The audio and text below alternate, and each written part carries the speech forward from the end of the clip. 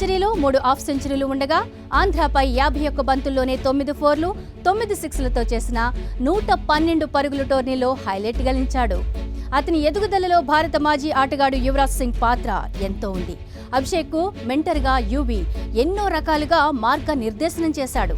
అభిషేక్లోని hitting సామర్థ్యాన్ని గుర్తించిన UV సరైన దిశలో ప్రోత్సహించిన ఫలితమే ఇప్పుడు ఈ సిక్సర్ల పండుగ. అందుకే యువరాజ్ ఎప్పుడు ఎక్కడ ప్రాక్టీస్ కు పిలిచినా అభిషేక్ వెంటనే హాజరైపోతాడు. ఇక భారత క్రికెట్ అభిమానులకు అభిషేక్ విధ్వంసం విలువ 2024లోనే కనిపించింది.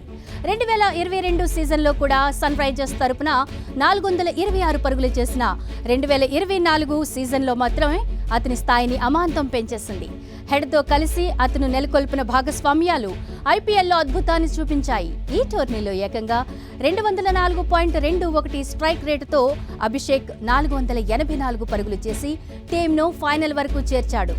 ఇందులో 36 ఫోర్లుంటే 6లు 42 ఉన్నాయి. 2 సార్లు సన్ రైజర్స్ ఐపీఎల్లో అత్యధిక స్కోర్ రికార్డులు బద్దలు కొట్టడంతో అతని పాత్రను అంతా ప్రత్యక్షంగా చూశారు. ఇదే సీజన్లో 16 బంతుల్లోని హాఫ్ సెంచరీతో అతను అదరగొట్టేశాడు. ఇక రానున్న ఐపీఎల్ సీజన్లోనూ అభిషేక్ ఇలానే ఆడాలని సన్ రైజర్స్ హైదరాబాద్ అభిమానులు కోరుకుంటున్నారు. ప్రస్తుతం అభిషేక్ ఫామ్ చూస్తే ఉప్పల్ స్టేడియంలోనూ అతను కొట్టే సిక్సర్లు స్టేడియం బయట తుప్పల్లో పడడం ఖాయంగానే కనిపిస్తోంది.